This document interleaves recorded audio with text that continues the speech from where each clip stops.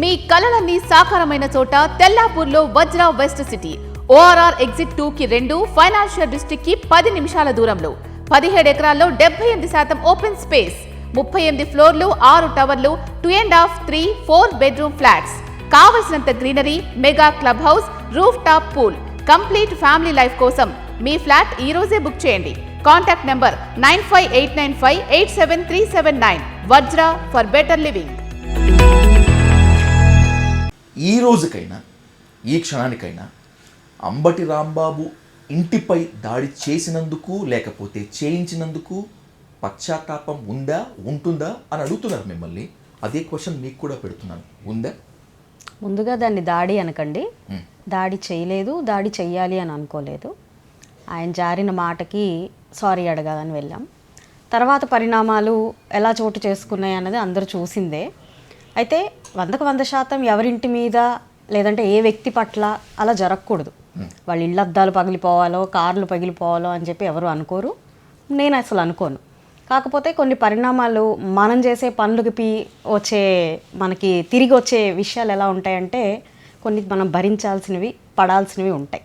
అందులో భాగంగానే ఆయన ఏదైతే నోరు జారారో దానికి నా వంతుగా నేను మహిళలతో సారీ చెప్పించుకోవడం కోసం నేను వెళ్ళినప్పుడు జరిగిన పరిస్థితులు అన్నీ కూడా అవుట్ ఆఫ్ హ్యాండ్స్ జరిగిపోయినవి.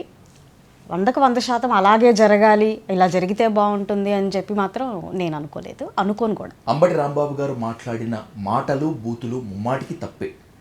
దానికి ఆయన క్షమాపణ చెప్పారు. క్షమాపణ చెప్పిన తర్వాత దాడి లేకపోతే మీరు అనుకునేటువంటి నిరసన ఎక్కువైంది అనేటువంటిది ఓవరాల్గా మీడియాలో on record, of the record జరిగింది.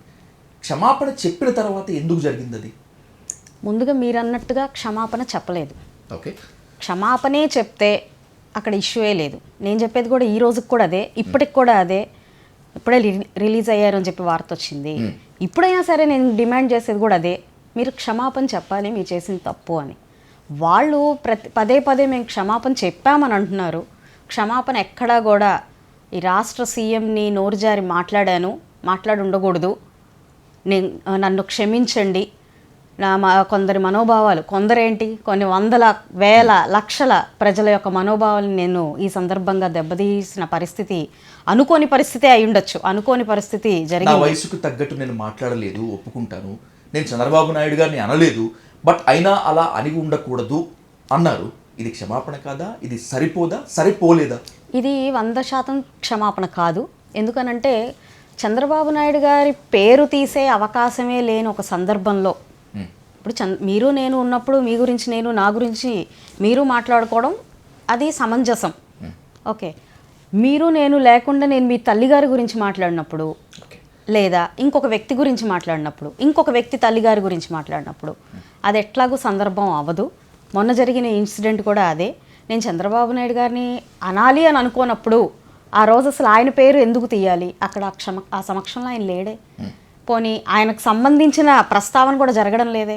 మరి ఈయన మాత్రమే ప్రత్యేకించి పేరెత్తి పేరుతో పాటుగా తల్లిని ఉద్దేశించి ఆయన తిట్టడం అనేది అది ఎలా సమంజసం అయ్యింది? అది క్షమాపణ ఎలా అయింది? సో అది క్షమాపణ కాదు. సరే, మేము దానికి క్షమాపణ కాదు అని అభిప్రాయపడినప్పుడు, ఇంతమంది తెలుగుదేశ శ్రేణులు అక్కడ ఈ డిమాండ్ చేస్తున్నప్పుడు అప్పుడొచ్చి సరే అప్పుడైనా మీరు ముందే క్షమాపణ చెప్పాము అని మీరు ప్రొపగండా చేసుకుంటున్నారు కదా, అదే క్షమాపణ ఆ నియోజకవర్గ ఎమ్మెల్యేగా నేను వచ్చి మహిళలతో డిమాండ్ చేస్తున్నప్పుడు పశ్చాత్తాప పడ్డాము అని అన్నప్పుడు పశ్చాత్తాపం గంటకొకసారి 2 గంటలకు ఒకసారి మారిపోతుందా? చేశాను తప్పు అన్నది పదే మారదు కదా. మరి ఆల్రెడీ జరిగింది, నేను చెప్పాను అని మీడియా పూర్వకంగా ఆ మీడియాని నేను చూడలేదు. మేము డైరెక్ట్గా వెళ్ళి అడగడం జరిగింది. డైరెక్ట్గా అని చెప్తే అయిపోయేది కదా. అలా జరగనప్పుడు అది పశ్చాత్తాపం ఎలా అవుతుంది? కొనసాగింపుగా నేను ఆయన్ని ఉద్దేశించి అనలేదు అంటూనే కొనసాగింపుగా ఎవరేం చేసుకుంటారో నేను భయపడను, మా కుక్క భయపడదు అనే వాక్యలు ఇంకొంత రెచ్చగొట్టే విధానంతోనే ఉన్నాయి తప్ప ఆయన క్షమ ఫీల్ అయినట్టుగా మాత్రం ఏ ఒక్కరికి చిన్నపిల్లాడు చూసినా ఆ వాక్యాల్ని అలా అర్థం చేసుకోలేరు.